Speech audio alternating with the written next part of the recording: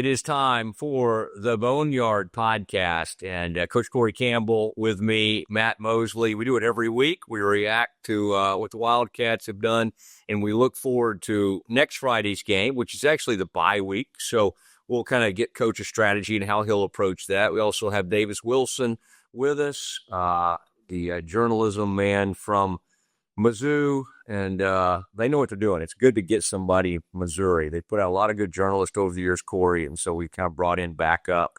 Actually, we have refreshments today. So, Cory, thank you.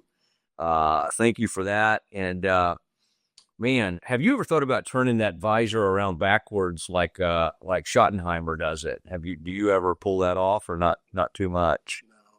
No, hadn't crossed my mind yet. It hasn't? Okay. Probably leave that one. You're going to leave that alone. All right. I think you're impacting some of the Lake Highlands fans, by the way. I looked at a bunch of the dads the other night had visors on.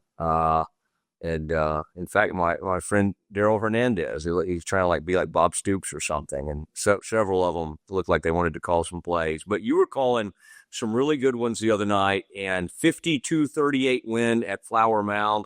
We know what it feels like to go over there and drop one, and I remember it led to one of the great bounce-back wins, really, of your young head coaching career against Highland Park. But to go over there, get a big lead, now it leaked on you a little bit in the second half, but in order to surrender or give up a big lead, you have to build a big lead, and you jump up 38-3. What was the thought process? You got some players back. Holden's down there. You're starting to get some, you got Christian Rhodes back, you're running back. I mean, honestly, though, Franklin Evans continues to be a huge part of this thing. It's kind of amazing that you're able to put up these numbers right now, even when you're not at full strength. But before we even kind of get into the game, how was it to kind of get some guys, get Christian back in there and start getting some of your defensive players back in the lineup? Yeah, anytime you can get, guys that we penciled in starting lineup back off of the injury or what have you, I think, it gives the team confidence, gives the staff confidence, and, there's a reason those guys are in the starting lineup. And so, it was great to have Holden back. He got to play, not 4 quarters, but he got to play a good amount. I talked to him today. Obviously Monday of the bye week, we lifted and watched video during the period, and he feels good, and so that's good. We got a few others back. Christian, you mentioned, got him back. Still need to get Mason Spangler back. The bye week comes at a great time for him. He's got an ankle, and so the more time, the better. Whenever we do get back full strength with everyone, we'll be ready to go. And last week's Offensive Player of the Week, Chuck Smith, ends up having a monstrous game. The accuracy has been there in this game. I got to say, from a coaching standpoint, it's funny what you guys use as motivation sometimes. Now, sometimes, though, they make it very easy on you. If a team has you guys on their homecoming, do you ever mention that to your players, or did that come up? Because I could imagine that could be something you might drop in a conversation. Yeah, really, to be honest with you, I told him when we got off the bus over there in Flower Mound, you could see that something was going on, and we worry about us. I didn't even know it was homecoming, and we roll up, and so I may have mentioned it to the guys during pregame or before we took the field to start the game. But ultimately, I'm not a big rah-rah guy. I know some people really, that's their thing, and, to each his own. But, when the ball's kicked off, you forget about a lot of that stuff, whether it's homecoming or if you're jumping up and down with a tunnel and all the stuff. So you got to revert back to the things that you've worked on throughout the week, throughout the year, all the stuff. And I think that carries a lot more weight. Okay. And with Christian coming back from being out, did you just want to kind of establish the run game early? And then obviously y'all had one of the more prolific, in fact, and Glenn Gantz kind of serves as our historian and helps us out, but that's one of the great passing days in Lake Highlands history, quite honestly, against a team that's a good opponent. In Flower Mound, he'll probably win a lot of games this season.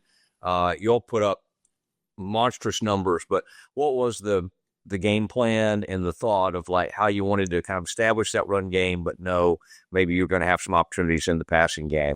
Yeah, I think it goes back to for us, when we line up and you're gonna put several in the box, then we have the ability to throw the ball down the field. I don't think we went into the game necessarily thinking we needed to get Christian going or Franklin going or throw the ball this many times or anything like that. It was more just kind of what the defense has given us approach, and to kind of piggyback on what you're talking about with Chuck. I mean, I think there's just such a good understanding of what we're trying to do. And the kids have put a lot of time in, starting, last January. And they did just have an incredible, insight of what we're trying to do. Flower Mound showed a lot of disguises. And man, it was fun to watch a couple times. I know to the naked eye of the fan, it just looks like another ball. But, they rolled cover 3 one time and we really picked it up and hurt them. And then one time they went Tampa and we hit Kobe right down the seam. And that's not the play we had called. And so to see the kids be able to execute that, gives us a lot of confidence. And then when you can hand it to 15, you can hand it to 3 back there, again, teams are going to have to decide how they want to defend us. Yeah. I mean, we saw some of the Cowboys secondary and Russell Wilson throwing some of those moon balls. Chuck did not have to put that much air on them and was ripping throws. Y'all are hitting a lot of throws across the middle. You're not, I mean, honestly, even at the NFL level, I mean, I halfway joke, but Cowboys have actually had some drop issues and that kind of thing. And, of course, I need to knock on wood or whatever, but it just seems like everybody right now is rolling. Did you know coming into this season that, like when you mentioned Kobe a second ago, Trey number 10, Junior Osarola, number 6, and Kobe's 8, right? Yeah. And like, did you know you are going to be able just to run that many people in, or is this when you have an injury, is it kind of next man up? Like, how much did you sort of know you were going to have this ability? Because right now, and then I haven't mentioned Hollywood, then you'll sneak him onto the field and he may be your most electric player out there from a speed standpoint. Did you know even this offseason, hey, that's something we can do? Or is this something that just kind of evolved early in the season? No, I think we knew as coaches, Coach Howard has the guys up here, in the off season a lot. And so being able to witness that day in and day out, those guys putting in the work and just seeing how they were executing, I think, and it kind of bled over into 7-on-7 a little bit with some success there. But until you do it on Friday night, but obviously now, 3 games in, I think, we're over. I think that's probably the quickest to 1,000 that it probably that in the school history. I think it was 23 of 27 the other night for 410. I think 5 touchdowns and all the stuff. And one of the things that we just got finished watching video a few hours ago, but I think one of the things that was, when you draw something up and it happens exactly like you planned, that's awesome. But there was 2 or 3 broken plays where receivers did a good job of scramble drill and coming back to the ball, and we made good decisions and we didn't throw it into traffic. And a couple of those incompletions, are on me because he was throwing the ball away.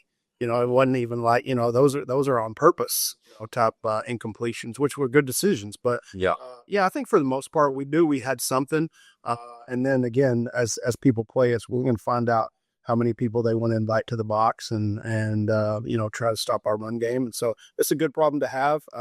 We're still a work in progress every day. And so we'll continue to put new wrinkles in and some motions in and some bumps in and run a lot of the same kind of concepts. So, I mean, what you're saying is he could basically have a perfect game if we could kind of move you out of the. Yes. If I could get out of the way, that would probably help. If you ask the stats, they probably half of them I agree with. Oh, no, they're all, I've seen some of them as we're taping tonight. They're in a great mood and it seemed everybody is doing well heading into the bye. Some of the, I mean, again, Franklin Evans, let's talk about him for a minute, and then we'll get to your players of the game on both sides. The ability to step in and be your lead tailback when Christian was out, but then y'all can line him up at receiver. And I would just say it's pretty rare, at least at the high school level, especially.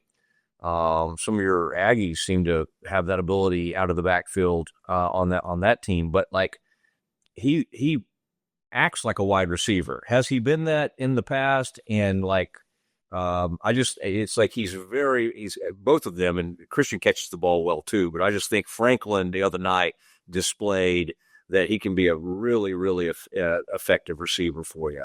Yeah, I just think there's so many things you can do during the off season, and you're seeing the fruits of those labors pay off. He's a running back by nature. Yeah.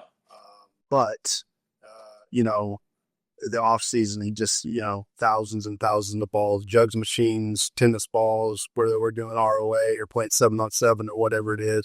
You're just talking about a ton of reps, and he has that versatility to be in the backfield, and he's a really good blocker. He's physical. And so, it just gives us the ability to be multiple. And obviously, when we can put him in the slot and get in 10 personnel, again, we can go back to how our defense is going to defend you. And then I think it was right before the half the other night, we threw a little comeback scheme where he had a smash route and Chubb threw it in the back of the end zone. He runs a great route, great throw, and makes a great catch. And that versatility is just, it helps us in game planning. It helps me in calling a game. And again, him and Christian both really catch the ball well. And we're probably going to spit Christian out of the backfield a little bit more going forward as well. So you may not know who the tailback is always going to be, because they can do both. All right, and we want to look at the defense too, because they made some big plays early and shut down a pretty high-powered offense. They finally kind of got going, but it was nice to kind of keep them at bay in that first half, and we'll continue to talk about that. All right, let's take a quick break.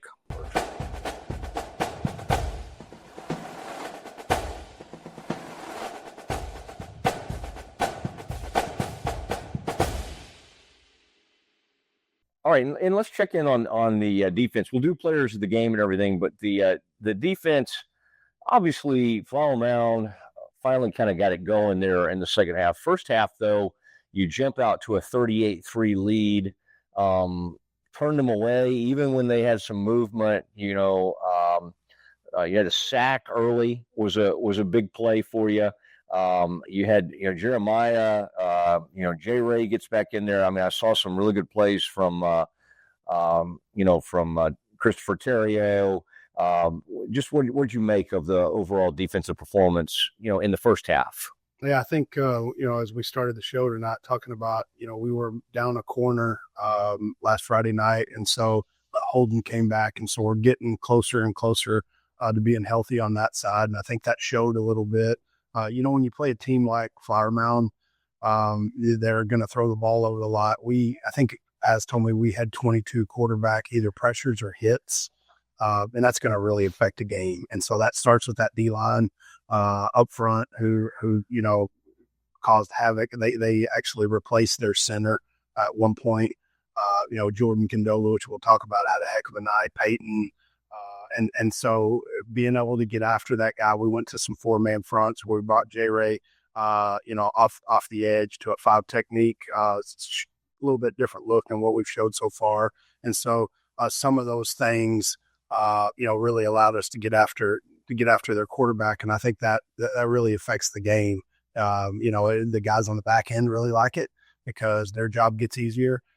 And then again, when you want to throw it as much as they do, probably my fault, but when you get up 38-3, we started making some changes or some calls different or doing some different stuff and give those guys credit. At the end of the day, they've got a long season ahead. So just because I wanted to get the game over with, at certain point at 10:30 that night, they did, onside kicks and, big balls over the top and all the stuff. And, that's just something as a team going forward. When we get back in that situation, we had a couple of mishaps, special teams that kind of led to some of that. And so, offensively, we needed to control the ball a little bit better, and defensively, we need to get some stops, and some of that stuff goes hand in hand. So we just need to do a better job when we're up that much. Good learning. I talked to the kids about it a little bit. Some of them walk away from, man, it was a lot of work now. I don't get into all that. it's a win. It's a win. It's a Yeah. win. And, we're going to move on. Okay, and you had one decision early in the game where you decided to go for it down there instead of taking the points. Was that just, hey, we're going to need this could be, obviously having respect for kind of what they've done in the past. We need more points, and I'm trying to think exactly what was 4th and short down there. Yep. What were you looking to do? What was the call, and what happened down there? Yeah, so two trains of thought. When you start talking about 4th and short, in the red zone, especially down inside the 5 and things like that, I think the first one is, how do you feel like your defense is playing? Because if you don't get it, they're going to have 98 yards to go, and that's the best punt you could ask for, right? Mm-hmm. We felt like that we were going to score the football, a bunch, quite often. And so, we just didn't we got into a game with them last year. It kind of went back and forth, and we just kind of had that mentality where we kind of want to step on your throat a little bit. It's a package that we've been using a little bit. Practice. We hadn't run it in a game yet where we bring Peyton in. We're going to play with it more and more, where he's going to play some tight end for us. We get one-on-one coverage on the outside. So you'll probably see us jumping it more and more, but that was kind of the first time. And give them credit. They got a stop down there, but again, put our defense in a situation where they've got to go the length of the field. And so early in the game like that, we were already up, I believe, 7-0. Yeah. And so we wanted to go 14-0. I can't say that I would have made a different decision. The circumstances have been different, but at the same time, like all of us offensively, we didn't take a whole lot of time to think about it. We were like, here we go. We're going to put our heavy personnel in and we're going to go. All right. I like it. And I hope Brian Kelly would be proud of the way I didn't lead with that, didn't lead by questioning you. And, folks, the LSU coach was very upset with the question after they beat Florida 20-10. He thought they started with a negative question. So you got to kind of ease into those, don't you? But he got a little rough with that reporter, but also came out and apologized today about that. So anyway, the less apologies I have to give on the podcast might be better. So I can't recall you or Lonnie having to apologize on any podcast. So y'all do a great job with it. Let's do the offensive and defensive players of this game. Yeah, so offensively, I mean, it's hard to argue. We had 2 of them. Obviously, Chuck had an unbelievable night. We talked about, I think he was 86, 87, 88% passing, 23 of 27, over 400 yards, 5 touchdowns, and they were meaningful snaps. This is not some, he didn't play in the fourth quarter. Then we're talking about, in the meat of the game where we had to have it, just really made some great decisions, great throws. And then obviously Franklin, he scored 4 touchdowns, 2 receiving, 2 rushing, a huge part, on a night where Christian's just coming back into the lineup. And so I thought both of those guys played really, really well. And so those are our offensive MVPs, and our defensive MVP this week is going to be Jordan Condoba, defensive lineman. Played some nose in our speed package, which is, where we bring multiple safeties in. We play a little 2-man. We play some 2 cloud and some different stuff. And man, he just gave us a huge lift in that pass rush. They were really struggling with him, and he had a big night. So super proud of him. Again, guy that's been in our program for 4 years, extremely intelligent kid, probably can go to college wherever he wants, makes really, really good grades, and just so happy for him that he played so well the other night. Okay, and I mean, obviously I know all these things you're referencing, but if you wanted to explain to our audience what 2 cloud is, why don't you give that a go? Yeah, so if we're talking about cloud coverage, you're talking about corners that are responsible for flats, and safeties, are playing deep halves. When you play 2-man, everybody's got a man. You have safeties across the board. We'll roll 3. We'll play a little Ranger cloud where we get a 3 high look. So it's just different ways. That way, when we always run that package on there, we're not always doing the same thing, because you start doing that, people kind of got an idea, and they can attack you. So it's just a way for us to try and disguise, in that back end. I'm going to start dropping some of that into some of my other podcasts and pretend I know some of these things. The Y banana, you remember Gruden would bring some of that. Yeah, and that's what coaches, when you all get together and you're just hanging out, having a good time, because You try not to talk football, or does that kind of thing come up quite a bit? Is it hard not to? I think the one thing that comes up a lot offensively is, back in the Bill Walsh days and the Niners before the Gruden tapes and all this stuff, the verbiage has gotten longer and longer and longer.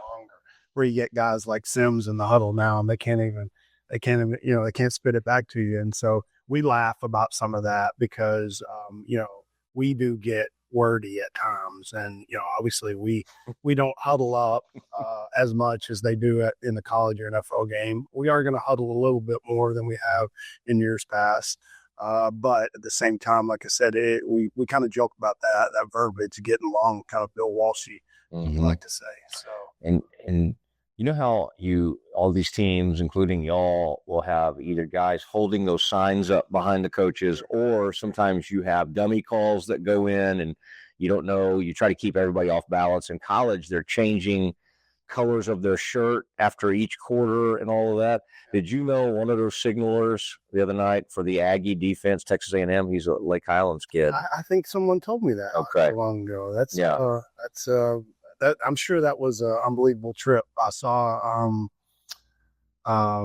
Conrad today, and right before we went to meetings, and he let me know that somehow, I don't know how, well, I do know how, but he was at the game.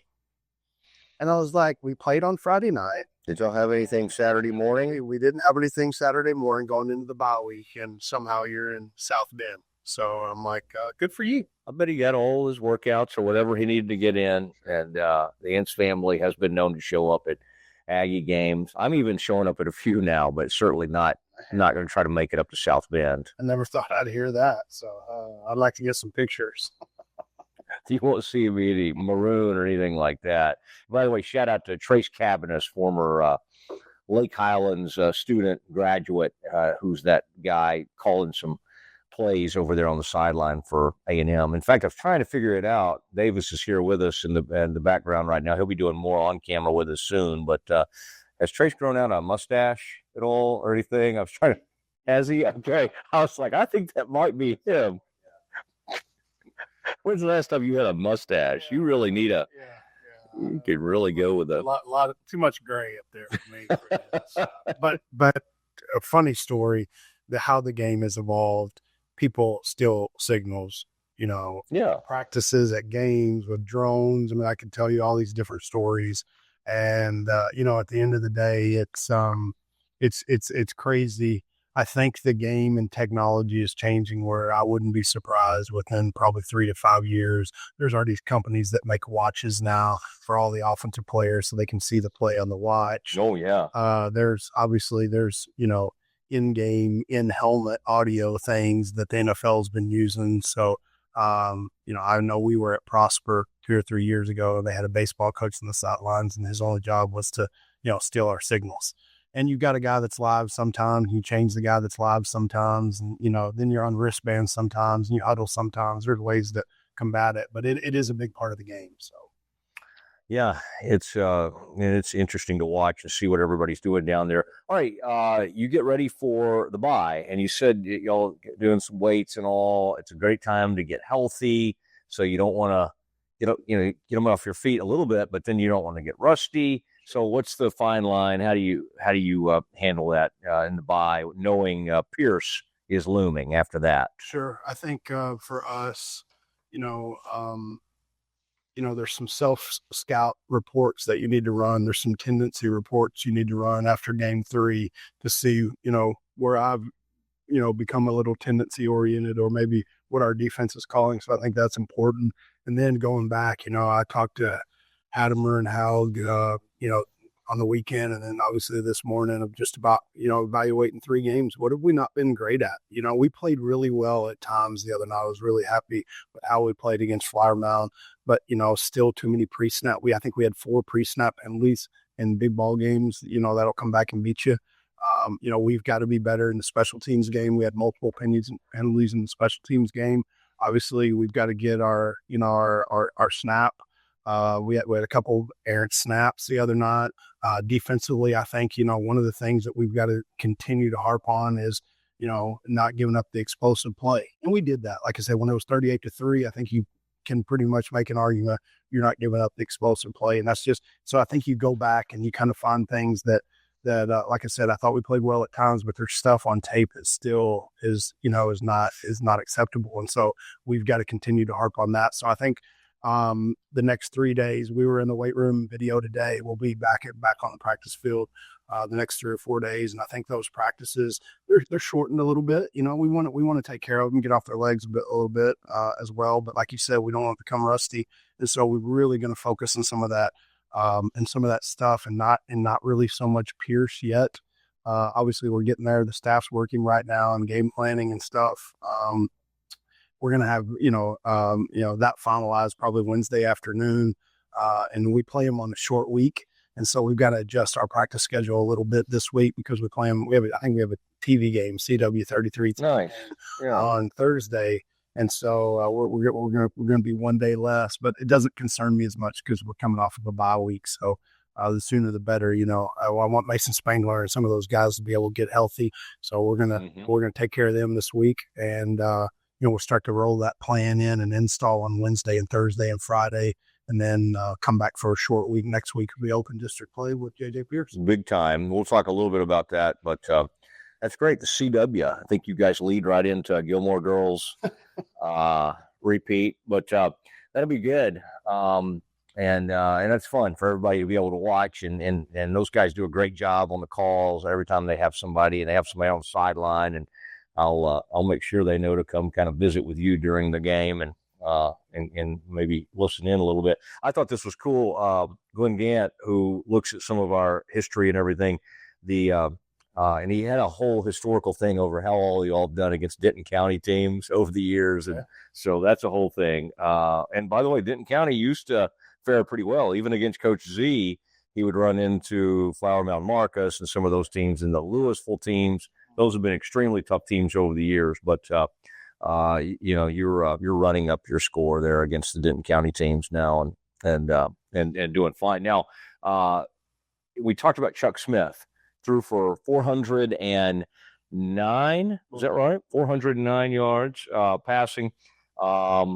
The last 300-yard passing game for Lake Highlands was Caden Dotson in the 2021 area playoff, and then Jackson Thompson in 2017, 17-24 for 400 yards in 5 touchdowns. So if I'm doing my math correct, not quite as accurate as Chuck, but pretty strong, 17-24 for 400 yards in a 48-23 win over the Rams. And so we even have some QBRs here. He signed with Louisiana Tech back in the day. It was a 2-time district MVP and set some of the school passing records. So, it is fun, isn't it? I mean, we talked about with Deontay a few years ago, now with Christian, now in the passing game this year. It's as storied as the history is with Lake Highlands, that some of those records can still be in play.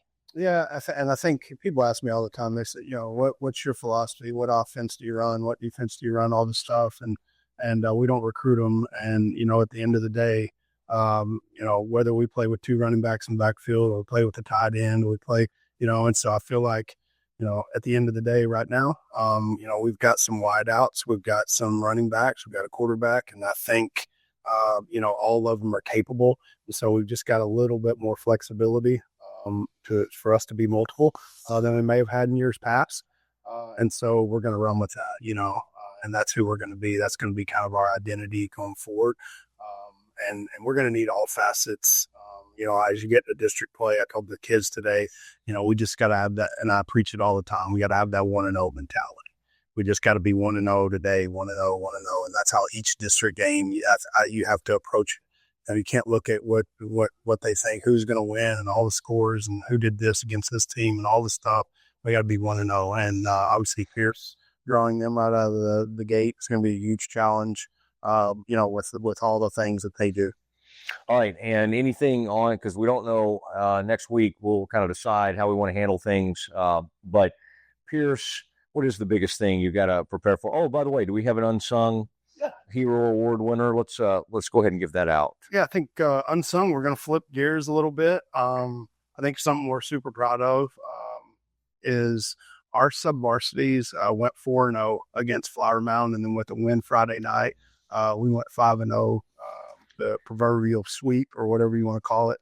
And so just super proud of our freshmen, our red and black team, and our JV red and black team going up against Flower Mound. We had a couple of really close ball games. Those guys, they provide a lot of scout. There's 2 or 3 guys that are playing on the varsity right now that started the year, in some sub varsity roles, and they were part of those scout teams. And those guys do such a great job. Hats off to them. And then on Thursday night, they played really well. So super proud of all of our sub varsities getting that 5-0 sweep of Flower Mound. Okay, and then Pierce, what is as you start to kind of think about them, and we may have time to do more of this moving forward, but like what's the biggest focus, and you start breaking them down, the kind of start. Some of your district foes are off to rough starts. Some of them are kind of, but you all these are such long rivals. You almost can't tell, can you? If they're 1-2 or 0-3, they're going to stand up and play. I think Richardson has some really good athletes this year. But what do you expect from Pierce? Well, I think the thing that jumps off the tape is just how multiple they are on offense. They're going to line up in 1,000 different formations. They're going to motion all over the place. They're going to get under center with 9 on the line of scrimmage. They're going to get an empty. They're going to do so much on offense that just make it hard to prepare for. When they asked if we minded, moving our game to a Thursday night for the TV game, I was like, I don't really want to do that because they're so hard to prepare for and what they do offensively. And then going back and looking at my calendar, I reminded myself that obviously we're coming off a bye, so that wouldn't that big a deal. So I think that's the first thing when you talk about a Pierce team, and it's not different than what they've been in the past. We've had some really, really close games. Coach Lambert over there, their staff, we know those guys. I mean, they do a really, really good job. So we'll have our hands full, next Thursday night. And like I said, that's the first thing that jumps off the tape, just how multiple they're going to be. So our defense is going to have a huge challenge of lining up to all that different stuff, really, really reading our keys. A lot of pullers. So on the offensive line, whether they're pulling tight ends or guards or H-backs or what have you, you're getting a lot of pullers. And so what does that mean to the average fan? It's a lot of misdirection. So if you start watching the ball too much and the ball's going somewhere else, and you can get in a bind. So our guys have got to do a really good job of reading our keys. Our eyes need to be where our eyes need to be. And that goes back to just a week. That's something we do all the time as worship those guys with. And so this week, Tuesday, Wednesday, Thursday, Friday, we got to do a great job of kind of hitting those basics of making sure our eyes are good, because like I said, there's some smoke and mirrors there where they're going to try to fool you. So you just got to kind of go back to the basics. All right. The creepers have to watch the pullers and all that kind of thing. I'm learning some of these things. Okay. So coming off the bye, by the way, Lake Highlands over the past 23 years, 20-3 coming off the bye. So pretty good. No pressure. Is that where you're going? No. I expect, I think you're going to come out and they'll have a great performance. But, I want you to become sort of the Andy Reid of post-bye week. Okay. That was his big thing. At one point, he was like 13-1 or something like that. He's off to an 0-2 start this season, though. So he's struggling. Nope, you guys are 2-1. You're rolling. And that was a tremendous performance in a lot of areas the other night, 52-38 over Flower Mound. All right, we'll take a break with the bye week coming up, and then we'll be back with you to react from the Pierce game. But Coach Campbell, thanks for doing this. Always great to be with you and fun tonight. I think you're having the Wildcat club, and everybody's going to be getting together, and it's a great group. They raise a lot of money, huge support, and I'm sure that you're looking forward to meeting with everybody. Yeah, and kind of hats off to those guys. We won't talk about them too much on the podcast, but we are about to meet with the Wildcat Club here in a few minutes, and they just do so much for our kids. There's so many organizations in Lake Highlands do. They give back a ton of money to all the programs and scholarships and all the stuff that they do, and so we couldn't be where we are without the Wildcat Club. So looking forward to that meeting. as we finish up. And looking forward to, I think the bye week is important to embrace. And so we're going to kind of embrace that bye week, not having to get ready for our opponent, and then really crank it up and get ready for the Mustangs. All right. Shout out to a member of the Wildcat Club. Ashley Westfall is always the one who, after we do this and they edit some of my jokes out of it and all that kind of thing, she puts that up on Facebook and Wildcat Club, their Facebook, and everybody. She does a great job getting the word out there. We're on Spotify and Apple, anywhere people get podcasts. And shout out to all the Lake Island, not even just your players, but a lot of the students listen to the podcast, and that's always fun to hear from them at games. And if I start to kind of sneak out early on a game, people will note that and try to, call me out on that. But another good victory for the Wildcats. We'll see you here in a couple of weeks as we react to the Pierce game.